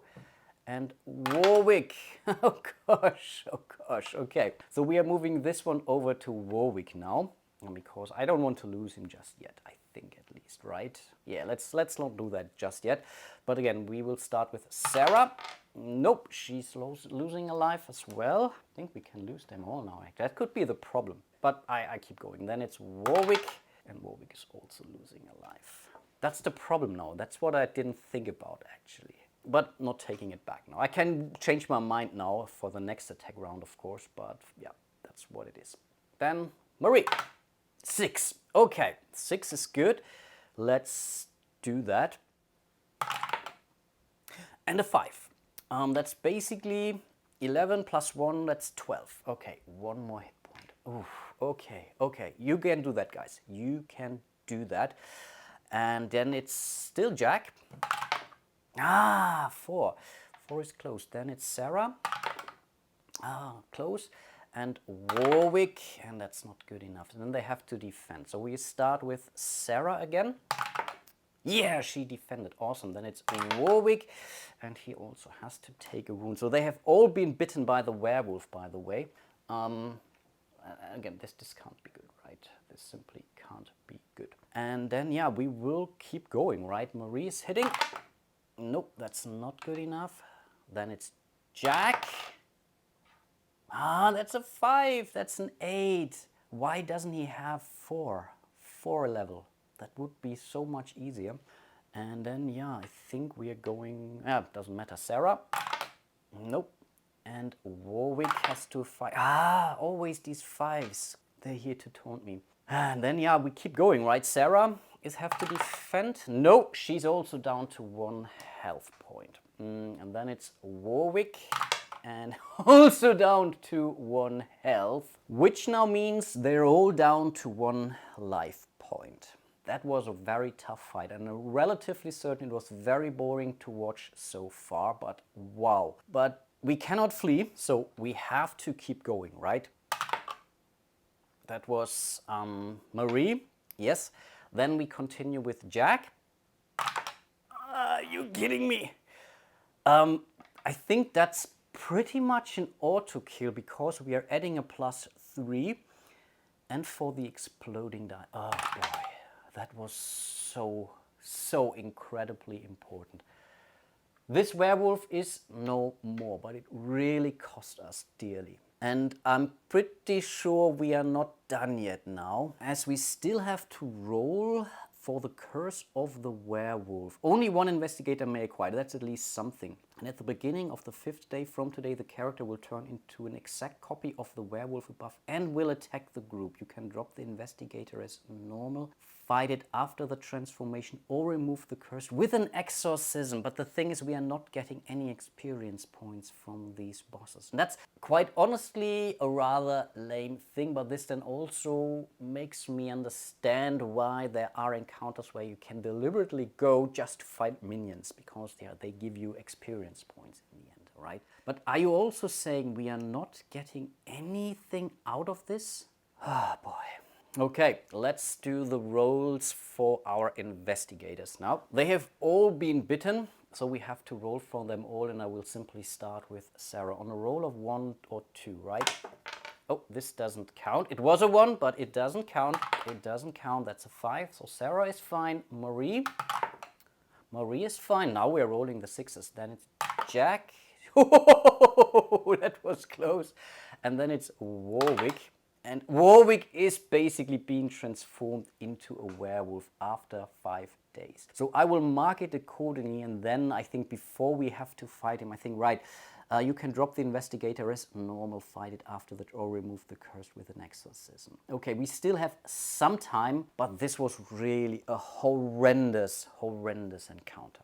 But okay, we are still stranded here in Kingsport, and also I think exactly the one thing I wanted to check here, if I could gain captain, right? And there isn't a captain. So as we are really all down now, I think I have to rest at least 2 days now to heal our folks up. So that's basically 21 days if my math served me correctly, but at least we are getting some more health back, and I think they also gain some sanity back. The question is, do I want to hang around after this one? I mean, there are some interesting events. I read ahead now a little bit, really to see if it makes sense to stick around or not. There are, I think, 2 events which are okay, I guess. And maybe I should. I mean, I'm still here. So let's roll once more on this table. We can ignore this one. That's at least something. But of course, that's the first day of Warwick. We have to get rid of Warwick relatively soon, actually. And then I think 5th day, right? He's transforming, beginning of the 5th day, yeah, from today. So that's the first day. So what are we going to encounter? And I think this is bad. Mind transfer. A member of the alien race of Yith occupies the mind of an investigator while the investigator's mind is transferred to a distant planet. Later in the day, the Yithian returns to its planet and a human mind enters the investigator's body. But which mind? You can choose to change an investigator into another type, say veteran to nurse, retaining the same level and equipment, adjust life and sanity if they're above the maximum for the new investigators, update spells and abilities as necessary. And that's now one of those instances where I don't know if this also would lift the curse. So I could basically say Warwick is someone else, but I would only do that if that would get rid of the curse, but it doesn't say so. I mean, we are updating spells and abilities as necessary, right? But spells and abilities more sound like, let's call it psychological stuff, and this wound from the werewolf was a physical stuff. So I think I'm not allowing this. In this case, I'm also not really interested in changing anything here. Yeah, let's not do that. The question is, do I want to get rid of Warwick now and simply spend 2 days, or we can do that for 1 day and replace it with someone else, with another occultist here, before he is being transformed into a werewolf. And here I really do like the occultist, actually, and I think I will do that now, actually. So we are using Marie's special ability, which says Uncle Sam wants you once per level recruit an investigator for 1 day instead of 1 day 2. So I think let's do that. So it's 1 day. We are going for a new occultist. So Warwick is no more. We are getting, I mean, we can still give all his possessions to someone else. So we give that to, I don't know, to Jack, and then we are handing it over to the new guy.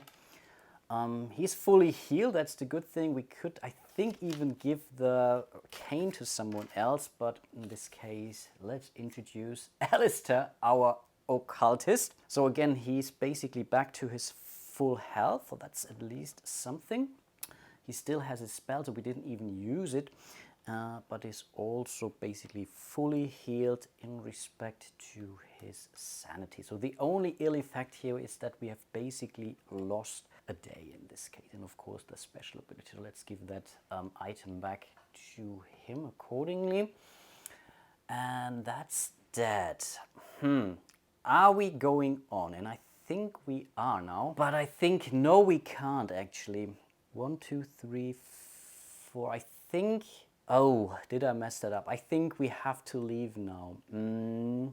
Because of the cursed amulet. I'm not 100% sure now actually if that was, I think we had 2. Yeah, I think I forgot the cursed amulet actually. We cannot stay longer in one place than 4 days, right? Yeah, I will not take a mulligan here. Too much things have happened. I have rolled dice. I think we really lingered around relatively long here. So was 1 day for the occultist, 1 day for this. We, I think, rested twice, that's 4 days. So I think we rested 5 days, basically. We stayed here 6 days, which means that the cursed amulet has broken loose and has devoured poor Sarah. So in this case, Sarah is gone, and we have to, and I want another medium in this case. So I want another medium, and I think for now I will also print a new card, but that will cost us 2 more days now, and we will give basically everything to the new Sarah. So the cursed amulet is basically back with her, but the good thing is really that she gets her exorcism back. I mean, that's at least something, so we could now use it right away to get rid of that cursed amulet, and I think I want to do that. But first of all, let's give her full health and her full sanity. Really sorry for all this back and forth, but there's really a lot to keep track of in this game. And she would have been devoured after 4 days, and I think now I'm spending the exorcism to transform this one into a normal amulet. So which means now, yeah, I think that's important, so that we have these 2 arcane items, and yeah, let's leave it at that. Okay, and now we can decide if we want to stick around or not. But the thing is, we have spent 25 days now. These new recruits, this is really terrible. And the only cool stuff, I mean, the 3 is good. This is really good actually, because I think here we could gain an arcane item, for example. But are we really hoping for something? This one here, yeah, this could be the Dreamlands again. Let's stick around. We are spending another day to investigate, and the 4 would be okay, I guess, right? And everything, it's the 4. I take that. Let's cross it out. You hear about a strange house high in the mist on a dangerously steep cliff just outside of town. 1 investigator can reach the top automatically if a levitation spell is cast. Oh, no, we don't. Otherwise, any number of investigators can attempt to climb to reach the house. Commit the investigators in advance, then roll d6 for each. At +1 for investigator and carrying an ice axe. And we could have gotten an ice axe here. I hate myself. But that's really how you need to know this game. But I want to explore it with you. That's why. And then you see you can somewhat, let's call it game or optimize your game style, which is really something I do enjoy here. So basically, in advance and then roll. So we cannot say let's start with 1 and keep going. We have to really call them out right away. So I think we need Sarah up there, the new Sarah, who is also accompanied by the cat of Ultha, and maybe also Alistair, the new occultist. Really, I should rename Sarah maybe too. That sounds a little bit odd. Should we send everyone? No, I think not. Let's simply send Sarah and Warwick up there, because I think they are the best one to gain. So let's roll again, and hoping basically for a 5 to 6. So we will start with Sarah. No, this doesn't count. This doesn't count. But it's still a 2. Lose a life and roll again. Okay, let's do that. Sarah will roll again. That's a 1. Wow! Come on, be nice. Be nice. 6. Okay, so she made it up but lost 2 life points going there. Then it's Warwick, Alistair now, sorry. Nope, this doesn't count. It's very jumpy here. That's a 3, so he is losing a life, but he will also make it up. The house appears to be at a crossroad between different worlds. 1 investigator who reached the house can open a gate or enter the Dreamland. You can select an investigator and roll on the appropriate table. But we can go back there too. But again, in this case, let's totally have Sarah make it there. But thanks to the cat of Ultha, I do know there is 1 event which gives us a +1. But we have to roll sanity tests like crazy now. Okay, back in the Dreamlands, we are rolling the sanity check, right? We are not using a silver key, or we don't have one, unfortunately. I didn't really see anyone. So we are rolling the sanity test first, right? Test 5. Okay, let's do that, Sarah. No, that's not good enough, so she's losing 1 sanity here. But then we are rolling on that table. Right now, there aren't any pluses and minuses. I really messed this one up when I went in there first, because for whatever reason this table with 7 entries really threw me off completely. Okay, so basically we want a 6, right? Or a 5 or so. Let's see about that. How about a 1? Traveling north, you reach the cold and desolate plateau of Leng. You barely escape from an encounter with a high priest, not to be described. Lose 1 life. Okay, she is almost dead. I hate my life. Yeah, she has to roll again with a -1. Wow. How about a 3 in this case in total? I think this is not the end of the world. Traveling west, you reach the large city of Dulath-Lean with its tall towers of basalt and dark, uninviting alleys. Roll again. Okay, we have to roll again. Oh, I forgot the test actually. Let's do the sanity test for that last roll first. No, she's good. Let's do, now we are going the next sanity test. She's still good. And now we are rolling again with any pluses or minuses. That's a 3 again. Basically the same thing. Let's do the sanity check. She's good. Nice. And then again, we have to roll. I think I need to change the dice here a little bit. So this is my sanity hit, my ability, and this is my location roll. And I think this was a 3, so we are simply rolling. And that's the 1, and she's dead. Boop, boop, boop, boop. Investigators becomes insane in the Dreamlands recon. If its equipment can be distributed, keep rolling until the investigator becomes insane or finds a way back to Earth. No, she's simply dead. And typically, someone who is dead, we can still rearrange stuff. So for sure, we are giving this Arkham item to someone else, the Cat of Ulthar as well. But now she is really dead and gone. The second Sarah already in this playthrough. So we are down to 3 investigators. And now I think we simply have to move on just to gain more an investigator back. So we are traveling 1 day to Arkham. So we are already approaching day 30 close. I think that's 27 days. And here we have arrived in Arkham. So we can rest basically the same stuff we can equip. Do we have something? Nothing we could need. We could gain the medium back. And quite honestly, I do like the medium because, again, this exorcism is pretty great for boss fights, right? So I think that's the first thing. We need a 4th investigator, otherwise we are toast.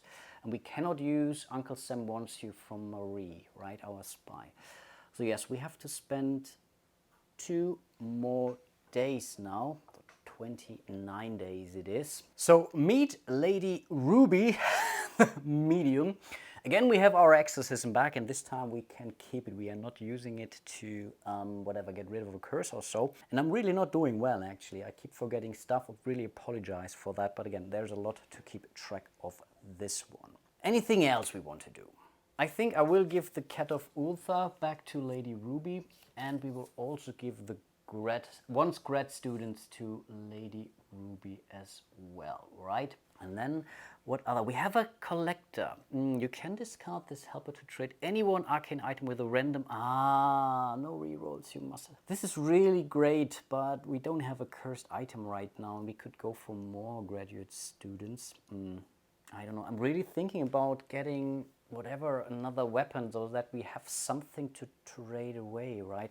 Let's do that. Let's spend 1 more day.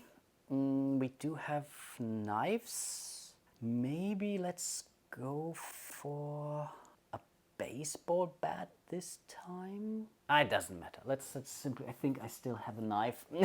So let's give that knife to Marie, our spy, so that we have something to trade away in case we need that. And I think, yeah, the equip, we can do that also endless amount of times. Cool. Then let's, yeah, we have to investigate. So we are now at 31 days in total. So I guess the game will be over rather soon.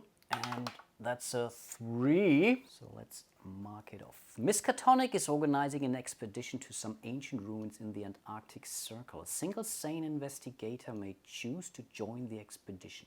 If less than 10 days are left in the game, this is not possible. So, okay, yeah, there is less than 10 days. We are now at 31 days. Well, we could have gained a clue after 10 days.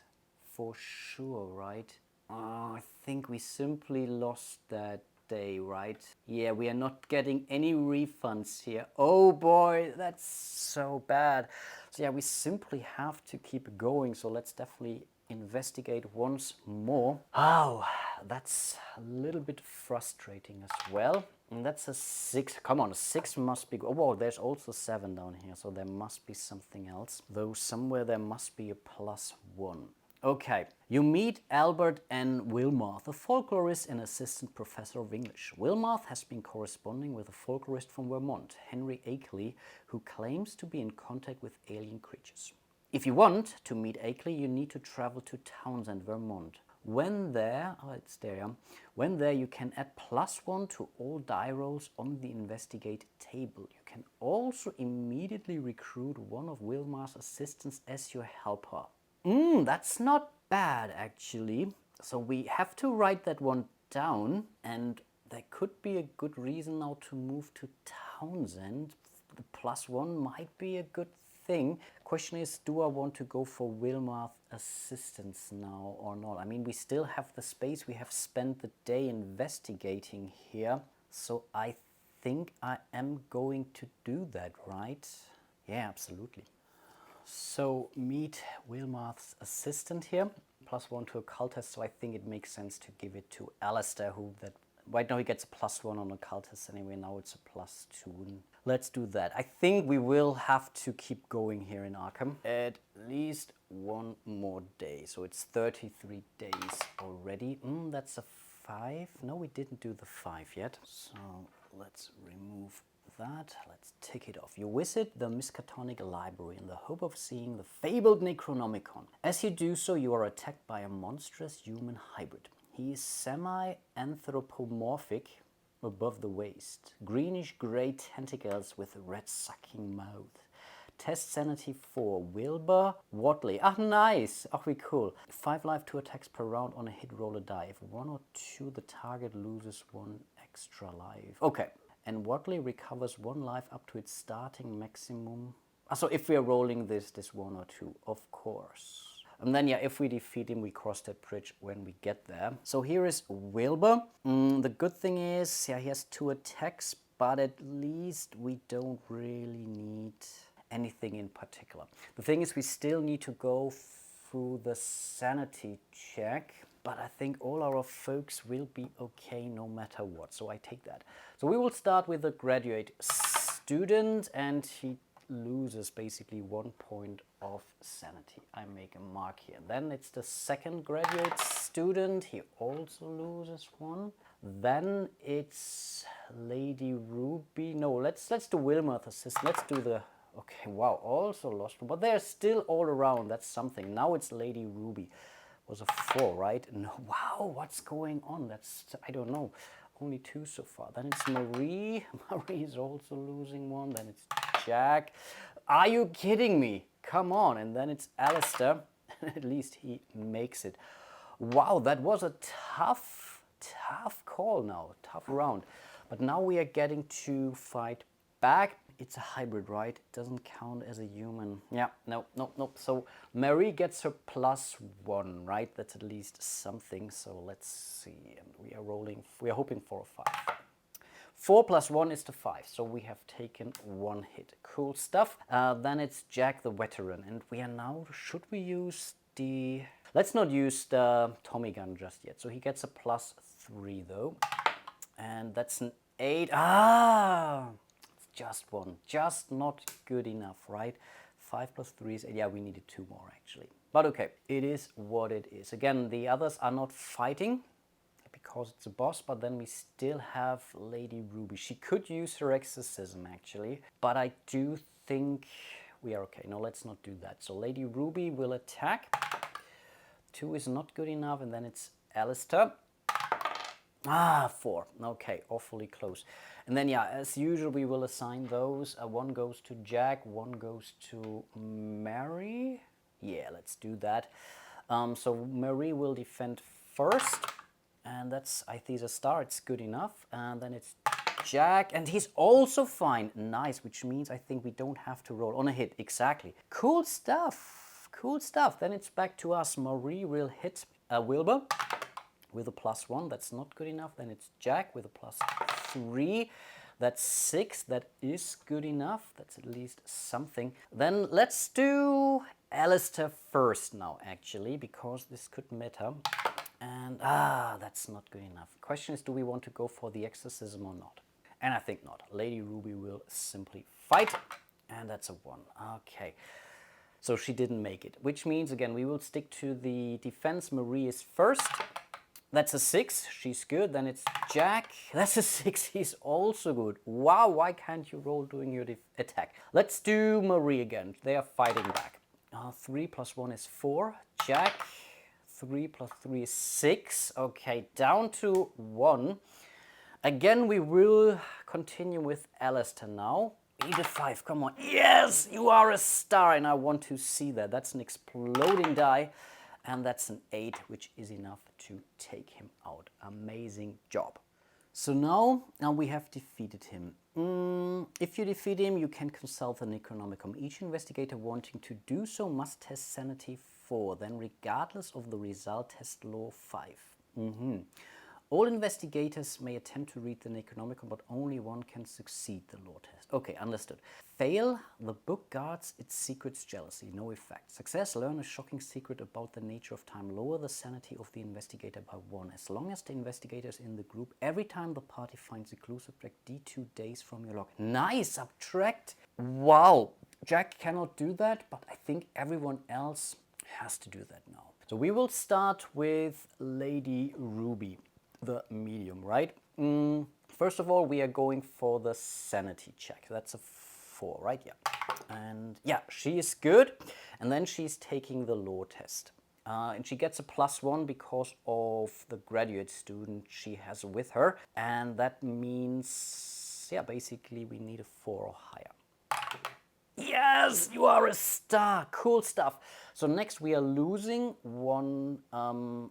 Lower the sanity of the investigator by 1. Okay, so that's that. Insanity possible as long as the investigator's in the group every time. Okay, wow. Okay, we have to remember that Lady Ruby is now our most precious character. I really have to write that down now. Awesome. That was really some progress, but I think there's really nothing more to gain here, I think. So I guess we want to carry on. And here I'm somewhat tempted to move directly to Townsend because of the +1 we get, right? Yeah, we have this contact from Wilmarth, right? And we have his assistant. Maybe the assistant will also help me. Let's do that. So we are spending 1-2 days to directly move to Townsend, but we are now basically down. We have 5 days left in this adventure. And this one seems to be... Oh no, we can still do stuff here. A small and old-fashioned town in the green, cryptic hills of Vermont. Nothing here can possibly be of interest to the investigators other than the presence of the folklorist Henry Akeley.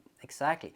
Who lives in a secluded location out of town by Dark Mountain. So we can investigate Akeley's location and we get a +1 because, yeah, we have met this other folklorist. Exactly.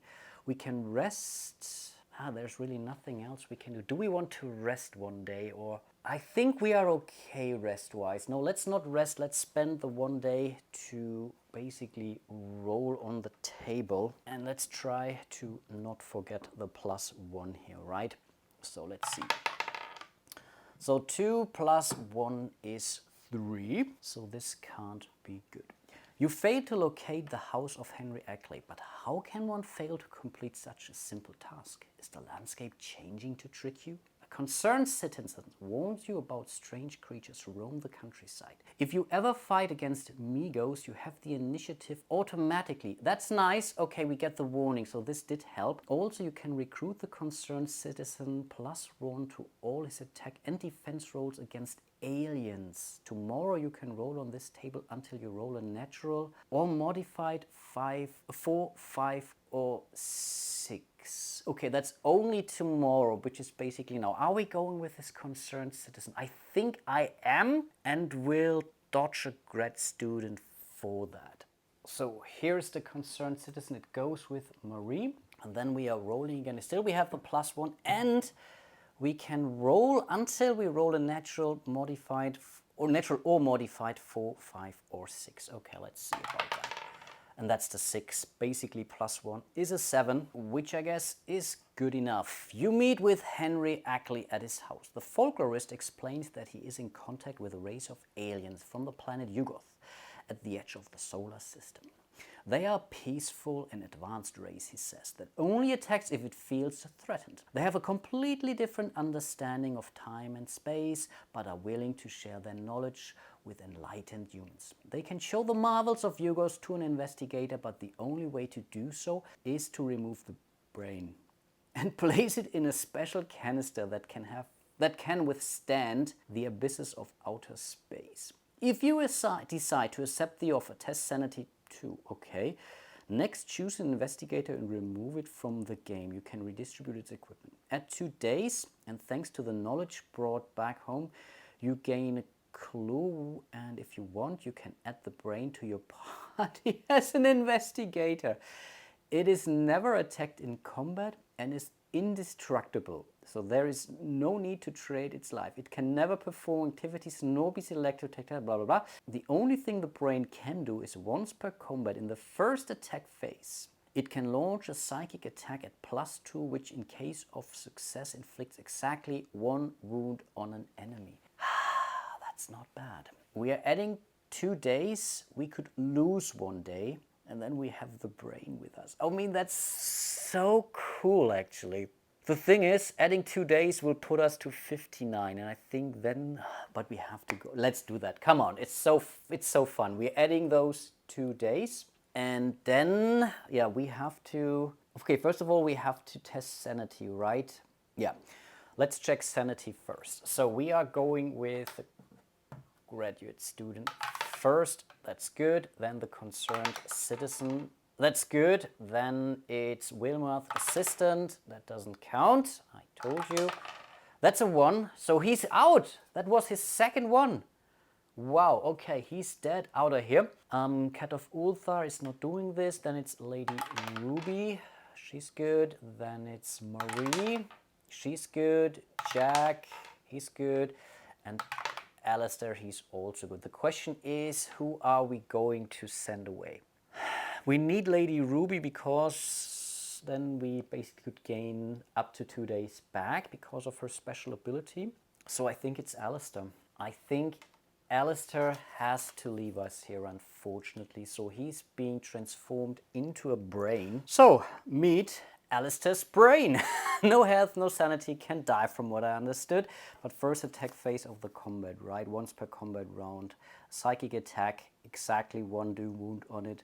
Can never perm, I think. Yeah, I think it's cool. So we have Alistair's brain with us, who is our 4th investigator still. And because we still have Lady Ruby with us, she can now use her knowledge to subtract 1 or 2 days from our time log, right? That's only 1. But this means we are down to basically 38 days. So we have 2 more days left. We have 2 clues. I mean, that's really not nothing. And we have 2 arcane items. And at least I really also hope that I was okay redistributing those between the characters when the others died. But I think that we are allowed to do that. The question is, I think there is nothing to gain here. So there is no arcane item whatsoever to gain. So we have to move back to the backwoods for 1 day, and then we have exactly 1 day left to do stuff. Again, I also do hope I haven't messed things up my time log here, but I really tried to pay attention here. If I didn't, it's really on me. But we have basically 1 more action left now. And the only thing that we can do here is to investigate. So we are spending our last day of the game to potentially do the last die roll of the game. And yeah, that's a 1. Amazing. So let's tick it off accordingly. The endless singing of the whippoorwill strikes an excess of gnawing, indeterminate fear in your heart. Test Sanity 3. We don't have to do that again, and I think I will also spare ourselves from this sanity check here because this was the 40th day of the game, which means it's game over. But boy, this was truly a fun ride. In between, there are really some phases or passages where things went very, very slow. So that's the one piece I think doesn't work properly in this, let's call it, system. That's this endless back and forth in respect to those die rolls. I think when I fought this werewolf, this was really horrible. Not just from the outcome, it was okay, I guess, but it's really not very engaging, seeing whatever 20 rolls or even more than that. So this is where the system is a little bit lame. But I would think that 90% to 95% of my time during this playthrough, I really had a blast. Really an enjoyable experience. It has taken me quite a while to record that, to create all those little cheat sheets and cards, but it was really worth every minute of it. I really enjoyed this one a big deal. There is already an expansion, quote unquote, out, which I believe introduces some more scenarios or adventures, so maybe this is something I want to try out at some point in time. Let me know if you are interested in that, and also let me know if you want me to do, let's say, a game with or playthrough with a standard game of 4 Against Darkness, and I might want to consider that. But yeah, I really enjoyed the heck out of this. And yeah, with that being said, a huge shout out to all of my patrons and channel members out there. You guys are truly amazing. Really appreciate all your support. So if you want to support my little channel here, you can find my link on to Patreon. You can join me here directly on YouTube. You can click that little thanks button underneath the video for a small donation, or not so small donation. Like and subscribe, leave a comment. This also greatly helps the channel. And yes, hope to see you soon in one of my other videos. And until then, bye bye.